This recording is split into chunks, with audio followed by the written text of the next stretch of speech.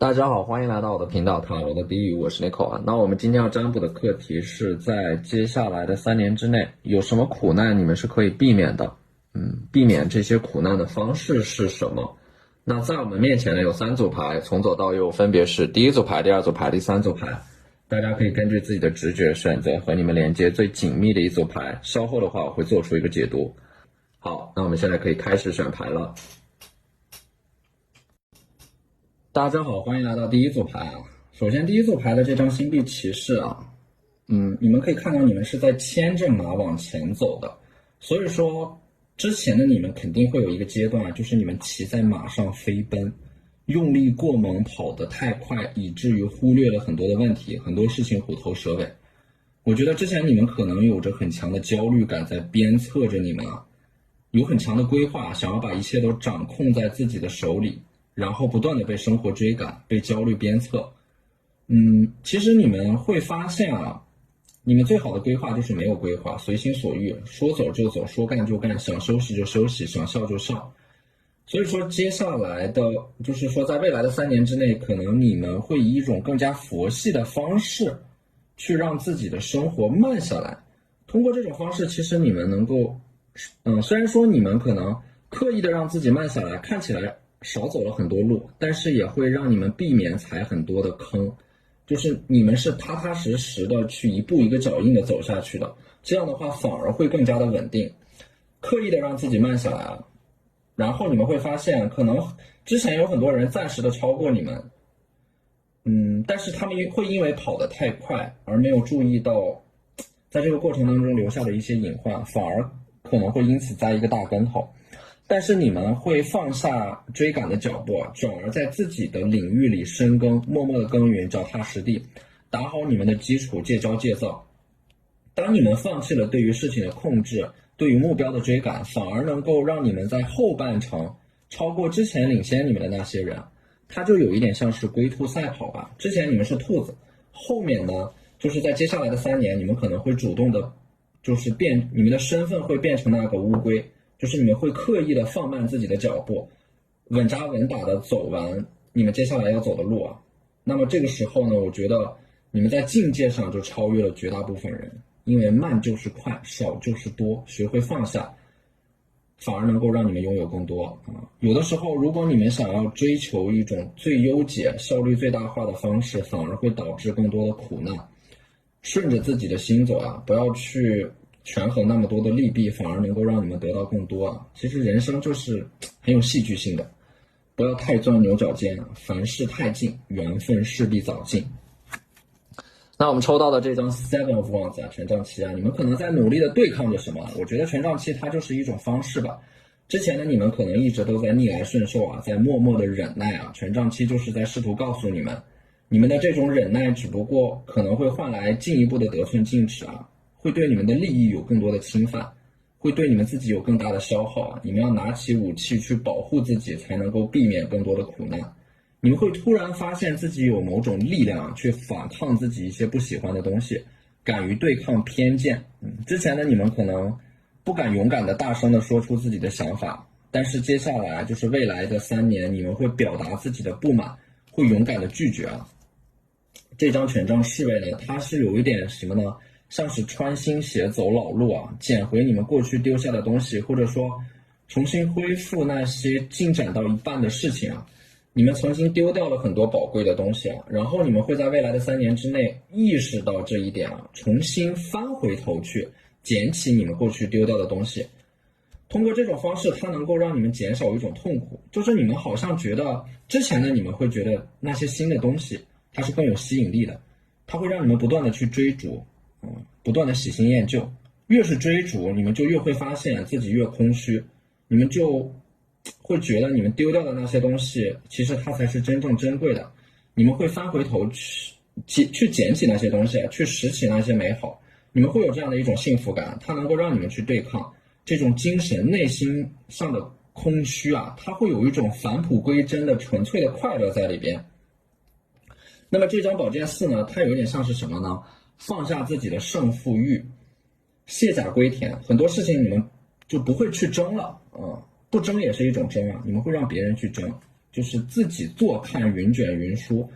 这种纷争你们不会参与到其中，可能变得更佛系了。你们更多的是一个旁观者的身份，在自己的赛道里默默耕耘啊。你们之前把太多的注意力放在别人身上了，你们总是要追赶什么，可能说你们也是以别人的一种方式和标准来要求自己，这反而会让你们失去自我。因为当你们追赶别人的时候，你们就会失去自己的节奏啊。当你们停下来在自己的世界里边去建设一个城堡的时候，过去你们所追逐的那些东西，它很有可能反过来会追逐你们。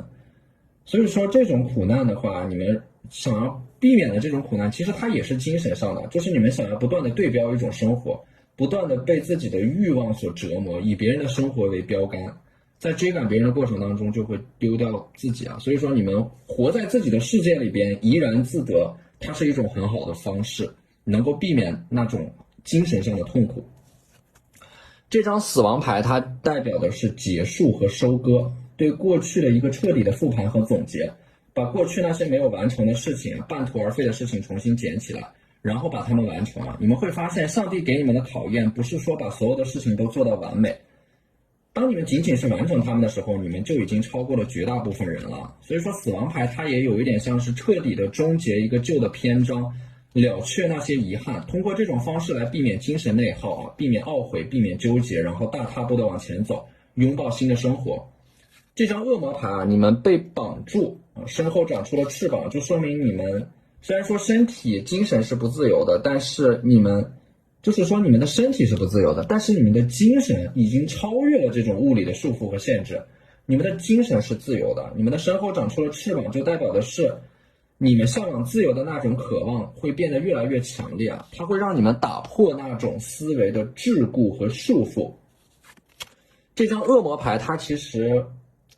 这张 Queen of Cups 圣杯女皇，它其实是一种心态，因为圣杯本身就是一种水象能量就是它是有一种很温柔的这种力量在里边的。而且呢，这种很温柔的力量呢，它不是会让你们更敏感，它会让你们变得更迟钝。这种迟钝它也是一种宝贵的财富，为什么呢？因为这种迟钝的力量能够让你们从容的面对生活的挫折和伤痛坚定的朝着自己的方向前进，它是赢得美好生活的手段和智慧所以说这种迟钝的力量它并不是真的迟钝，它强调的是当你们面对苦难和困境时候的一种耐力是能够去对抗外部世界的能力，它是一种积极向上的人生态度。通过这种方式，你们就能够把很多苦难转化成为是一种力量，让你们向上生长，并且能够熬过那个苦难的阶段。然后呢，这张圣杯女皇就是说未来你们会脱离苦难，或者说你们脱离苦难的方式就是离开一个令你们感到痛苦的物理环境，来改善你们的居住环境去搬家，去到一个新城市，甚至可能背井离乡去国外追寻一种更自由的生活方式。这个圣杯它就象征的是大量的沟通和交流，路子变广，信息发达。你们迁徙到一个新环境之后你们就会有一种人外有人天外有天的感觉3年之后再看，你们就会有一种恍若隔世的感觉。说明什么呢？说明这3年内你们会由内而外的完成一种蜕变就像是破茧成蝶。这个阶段虽然会很难熬，但是你们穿越了那些痛苦和苦难之后，你们回头再看，你们会发现那些苦难在你们克服了它之后，它就会变成你们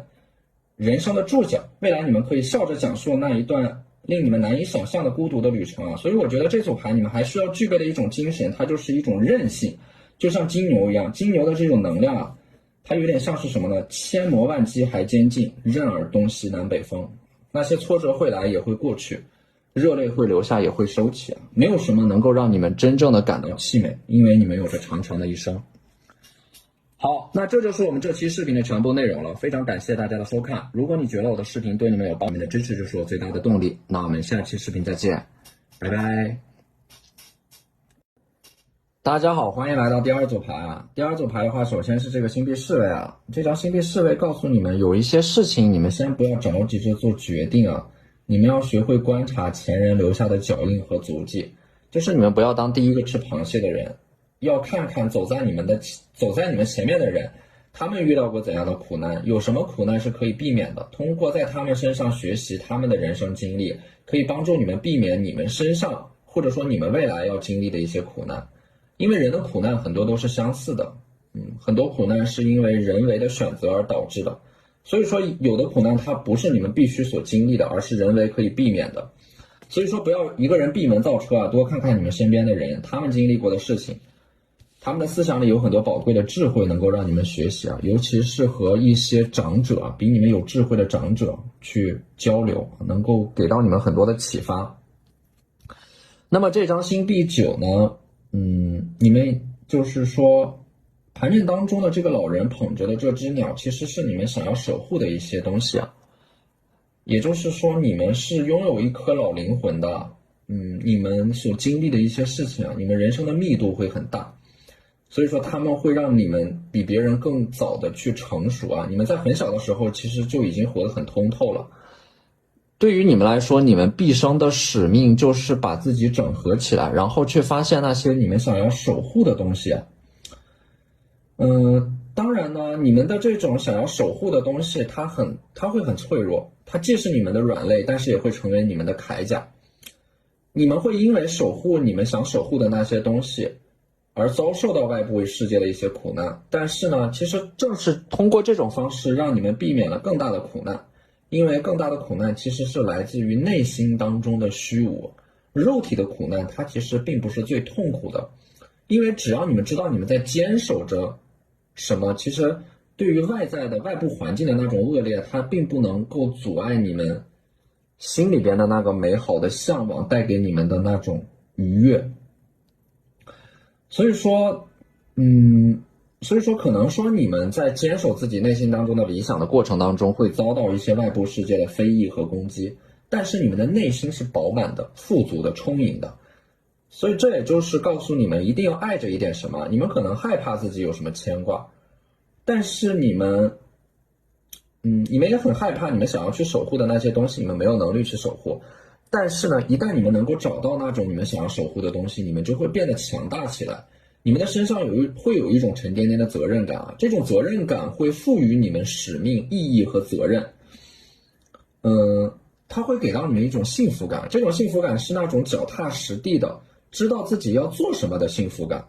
就是你们会和这个世界上的一些人和事建立这种深度的连接和信任，它会让你们感觉到你们在这个世界上存在的意义和使命啊。所以说真正的苦难它永远都不是来自于外部条件的这种恶劣的环境啊，它是来自于内心的空虚才是更大的苦难。所以说如果你们能够找到那种你们值得守护的东西啊，其实你们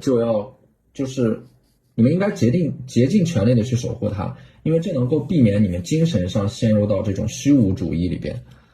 那么这张权杖9呢，你们在未来的3年之内啊，你们要注意一点，就是你们的四肢和头部可能会受伤啊。权杖9是有一种遍体鳞伤、行动不便的感觉，你们的行动可能会受到阻碍和限制，或者说抽到这组牌的一部分人，你们身体上有一些先天的缺陷和残疾，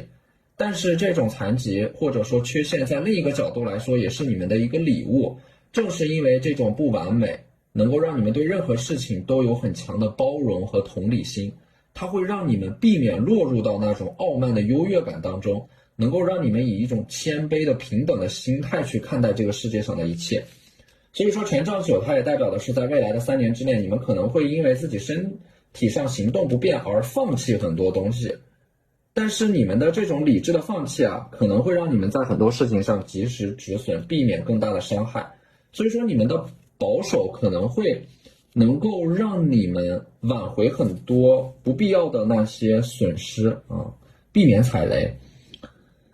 而且呢，这张权杖9啊，可能也是在感情上面啊，这种遍体鳞伤，你们未来的3年要注意，你们可能说恋爱的时候很容易上头，感情当中时刻保持理智和清醒，你们就能够避免很多的苦难啊。星币4啊，要有一技之长，核心竞争力啊，这就能够帮助你们避免很多人生的波动啊。你们手上的这个星币，它就相当于是一个铁饭碗啊。铁饭碗不是说你们能在一个地方吃一辈子饭，而是说你们走到哪里，因为有这项技能，它就是你们生存的保障，你们走到哪里都能有饭吃。所以说你们一定是会找到一个，所以说你们一定是会找到一个核心技能啊，一种核心竞争力，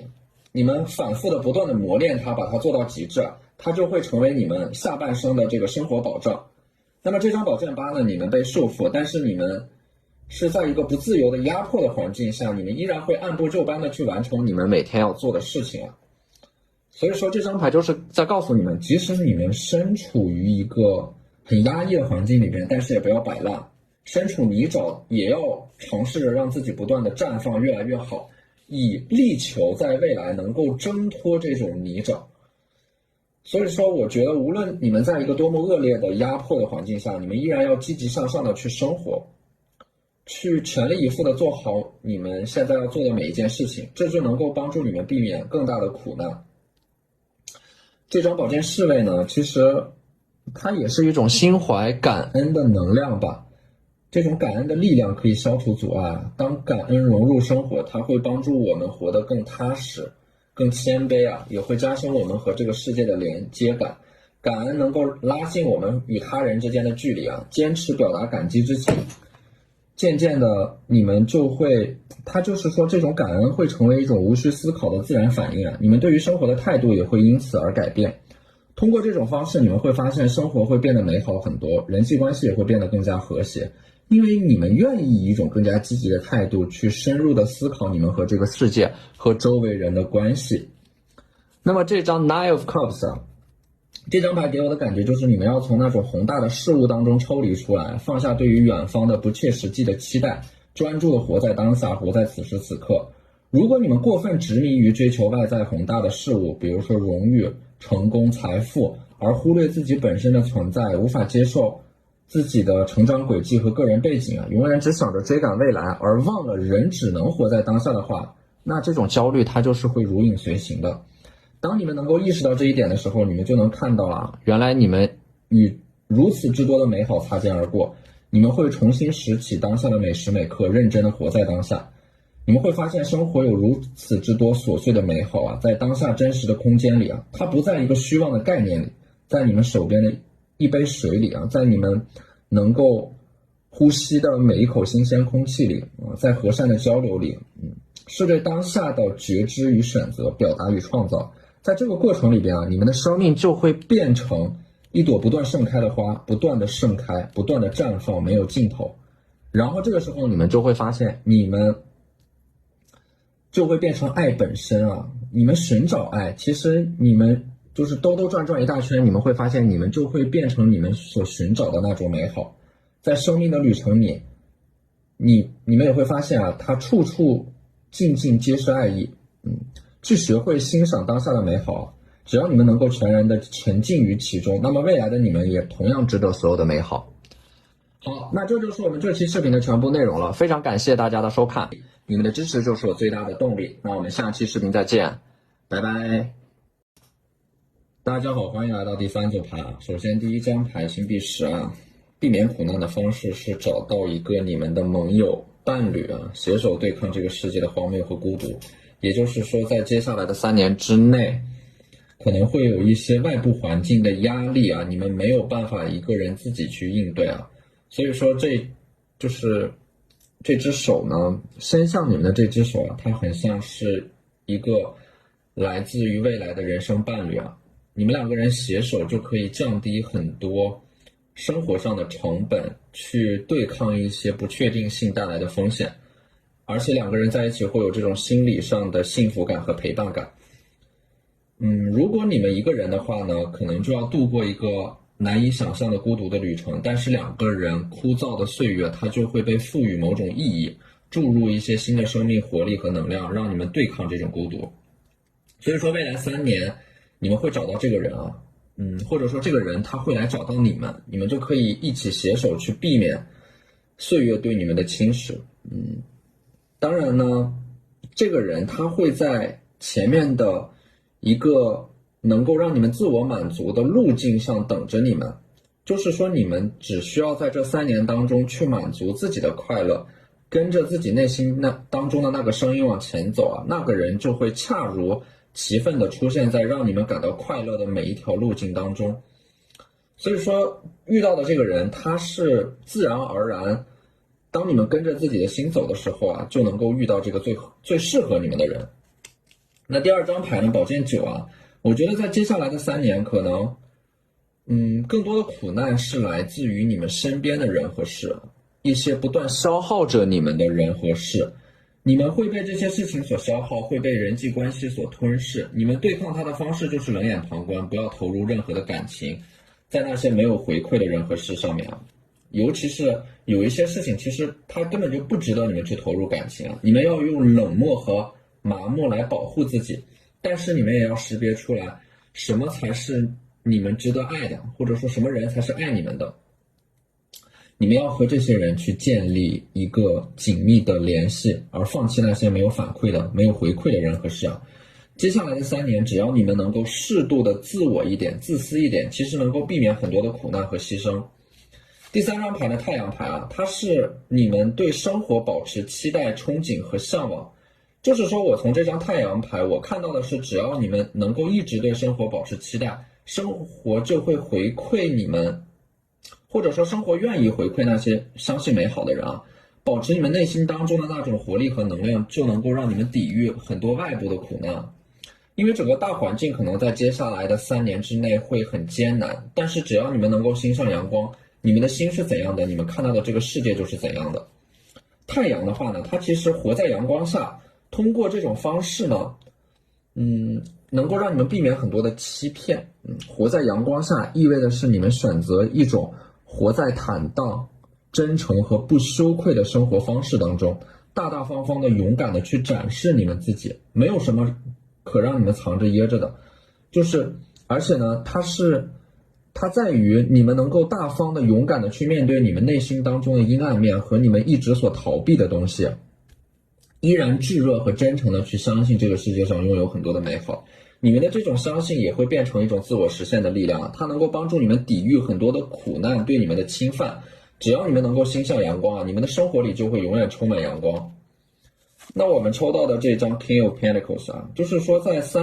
接下来的3年之内，你们会和一个人建立很深的这种连接，你们会携手对抗这个世界的荒谬和孤独。就是说这个土象特质的星币国王呢，他们有这样的一种特质啊，就是很强的这种金牛的能量，土象特质嘛，很坚韧、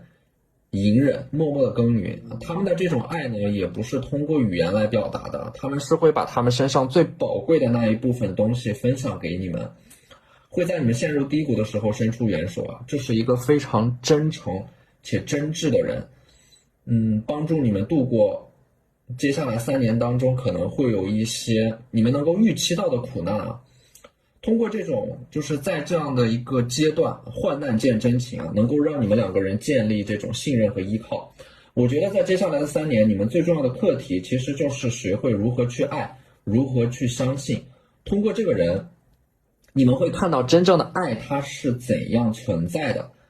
它是以怎样的形式呈现出来的。爱不是索取啊，它是给予和奉献。你们可以看到这个人，他就是通过分享他身上最宝贵的那一部分特质啊，或者说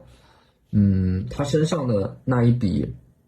很重要的这种精神层面的能量吧，给予到你们，或者说他们身上的这种特质能够感染到你们啊。因为给予比索取更快乐啊，因为它并不是一种被剥夺的感觉，而是因为在给予的行为当中你们会表现出你们生命的存在啊。在给予的行为当中，你们会体验到力量、财富和你们的能力。他通过这种方式能够告诉你们，就是在感情关系里边，给予比索取更加的能够令你们感到富足啊。所以说你们2个人呢，是他先给予你，然后你再回馈给他，然后通过这样的一种分享，形成一种正向的反馈啊。你们2个人能够给予彼此帮助和支持啊。你们会在这个人的身上学会如何爱自己，学会如何爱别人，通过爱别人的方式来爱自己，通过爱自己的方式来爱别人啊。它就像是这种关系呢，你理解我的难处，我也理解你的不易啊。那么这张圣杯5呢，它其实我觉得圣杯5还是你们总是容易陷入到一种懊恼的情绪当中啊，你们需要从这种懊恼的心情当中走出来。可能你们一直都活在某种遗憾和悔恨里边啊，反复的在责备自己。也许当时的你们能够做得更好，但是呢，你们就是迟迟没有走出来，一直都在懊悔啊。但是当事情发生的时候，其实当下的你们能做出的那个选择就已经是最好的选择了。你们不应该为自己过去做过的一些事情而反复责备现在的自己啊。就是你们一直都没有翻篇儿，你们一直都活在过去啊，这种责备会让你们越来越怀疑和否定自己，然后愈发的患得患失和畏首畏尾。这种苦难其实并不是由于你们过去所做的那些事情所造成的，它就是你们的思维模式所造成的。你们的这种自我责备其实源自于你们总是期待那个完美的自己，但是又往往事与愿违，就是因为你们给自己的设定太高，期待太高。你们不明白的一点就是不完美的我们才是一种常态，完美它只不过是一种理想主义的状态，有的时候不完美它也是另一种层面上的完美啊。当你们能够放下对于完美的期待，接受不完美的自己，这个时候你们的灵魂才能够真正的舒展开来。所以说不要用过去的错误来惩罚现在的自己，对于你们来说那是不公平的。只要你们能够完成这种思维上的转变，就可以避免很多无谓的精神内耗带来的苦难。那么这张牌 Awakening 啊，它代表的是觉醒啊，你们内心当中的某个声音它正在觉醒，它会告诉你们，你们当下要做的最重要的事情是什么，它会让你们开始有某种能力去反抗你们现在所经历的一切苦难，去对抗那些偏见和不公，按照自己的方式去选择属于你们自己的生活。这个时候你们的身上会长出翅膀，会跨越某种苦难，穿越某种苦难，完成一种自我超越。所以说苦难它是你们的注脚啊，过去的注脚，它不会阻碍你们，反而是当你们跨越了苦难之后，苦难会变成你们的勋章。你们会看到啊，当你们超越这种苦难的时候，你们会看到苦难它是如何成为你们的力量和翅膀的。所以说我觉得这两张牌结合起来啊，3年之内可能说有一些苦难它是没有办法避免的，那就是命运的剧本所安排的你们必须要经历的一些东西。但是你们可以选择让这些苦难来激发你们内在的力量和信仰。当你们跨越这些苦难的时候，这些苦难其实当你们回头再看的时候，你们会发现这些苦难会变得微不足道啊。所以这两张牌给了我们一种全新的思路啊，就是有一些苦难当你们发现无法逃避的时候，那就是不要试图去避免那些苦难，它注定要发生，那就说明这些苦难必然有其意义，它是尝试着来教会我们一些什么的。当你们拥有这种心态去面对苦难，你们会发现你们所经历的一切都会变成你们滋养你们的土壤啊。其实生命当中真正重要的不是你们遭遇了什么，而是你们记住了什么，又是如何铭记的。好，那这就是我们这期视频的全部内容了，非常感谢大家的收看，你们的支持就是我最大的动力。那我们下期视频再见，拜拜。